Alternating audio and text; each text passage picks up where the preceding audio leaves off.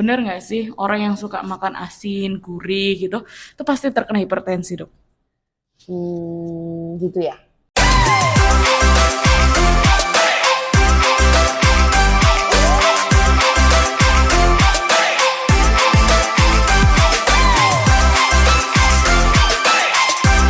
Kalau pertanyaannya pasti, ya jelas nggak ada yang pasti ya. Karena kan hipertensi seperti yang aku udah sering jelaskan, hipertensi terutama yang kita bicarakan misalnya ini adalah hipertensi yang primer atau esensial, yang hipertensi terbanyak, itu kan disebabkan oleh gaya hidup. Dan multifaktor ya, gaya hidup ini kan juga dipengaruhi, selain gaya hidup dia juga dipengaruhi genetik. Gitu. Jadi ada genetik, ada gaya hidup, ada lingkungan. Jadi apakah orang yang suka makan asin-asin, makan gurih-gurih pasti akan terkena hipertensi? Ya tergantung genetiknya, tergantung asin-asin gurih-gurihnya itu seberapa, dan tergantung faktor lingkungannya yang mempengaruhi dia. Jadi sebetulnya jawabannya singkatnya seperti itu. Nah, yang menarik kalau bicara gurih-gurih asin-asin itu sebenarnya malah di faktor genetiknya. Jadi sekitar 10 tahun terakhir itu banyak sekali penelitian yang mulai meneliti tentang genetik manusia ya. Karena penyakit-penyakit itu kan tetap ada faktor genetik yang berpengaruh, tapi entah berapa persen gitu kan. Jadi kedepannya itu memang pengobatan mungkin di luar negeri udah ya. Jadi pengobatan-pengobatan itu sifatnya nantinya akan personal atau kita sebutnya personalized medicine. Nah, personalized medicine itu kan berarti harus diketahui kondisi spesifik masing-masing orang. Nah, salah satunya itu adalah masalah genetik ya atau pemeriksaan yang sudah sekarang lagi banyak juga adalah pemeriksaan genomik. Jadi pemeriksaan genomik itu pemeriksaan untuk membaca kira-kira genmu itu membawa gen penyakit apa aja. Gampangannya kayak gitu ya. Meskipun kita sebenarnya juga belum bisa memetakan gen kita tuh keseluruhan. Karena gen kita tuh sangat banyak ya, mungkin miliaran jumlahnya. Tapi yang baru bisa kita petakan mungkin hanya sebagian. Dan ini kan teknologi kesehatan ya dan akan terus maju. Nah, terkait dengan garam sama gurih-gurih ini, itu sudah ditemukan banyak sekali gen pada manusia yang berperan pada sensitivitas terhadap garam ini gitu.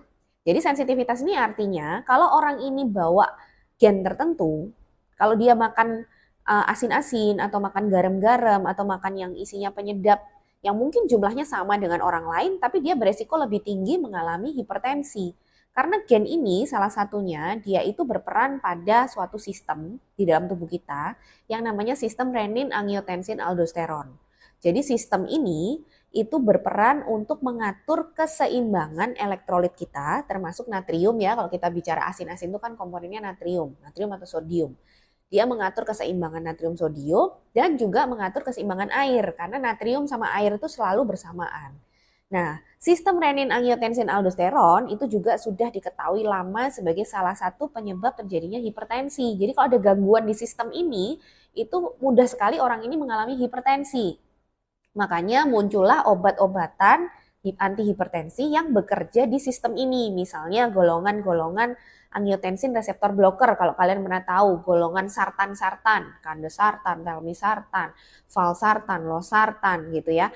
Lalu ada juga obat ACE inhibitor yang golongan pril kayak captopril, lisinopril, ramipril, perindopril. Nah, obat-obat ini bekerjanya tuh di sistem renin angiotensin aldosteron ini kaitannya sama garam itu tadi gitu. Jadi menariknya memang di situ. Nah, orang-orang yang memiliki genetik uh, ini tadi yang kita sebut genetik hipersensitif terhadap garam, memang kalau dia mengkonsumsi garam atau sodium natrium yang berlebihan, dia akan lebih mudah mengalami hipertensi karena ini adalah faktor genetiknya. Apalagi kalau didukung dengan gaya hidupnya dia yang nggak sehat, ditambah dengan faktor lingkungannya dia yang terus memaparkan dia ke makanan-makanan yang seperti ini, maka dia akan lebih mudah tuh mengalami hipertensi. Jadi sebenarnya kalau dibilang pasti ya nggak ada yang pasti ya, karena kita nggak tahu kita itu membawa gen hipersensitivitas terhadap garam tadi atau enggak gitu. Itu baru satu gen ya, belum gen-gen lain yang juga bisa berpengaruh pada terjadinya hipertensi. Tapi kalau kita bicara garam ya gen itu berpengaruh.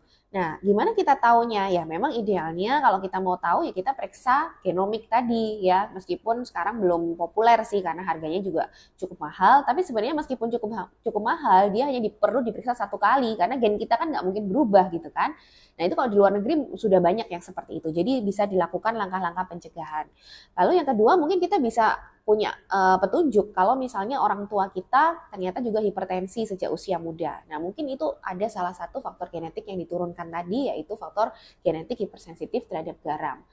Dan sebenarnya untuk mencegah, itu bukan berarti kita nggak boleh makan garam atau natrium sodium ya. Semuanya itu adalah mineral yang dibutuhkan oleh tubuh. Tapi yang penting kita harus tahu batasannya.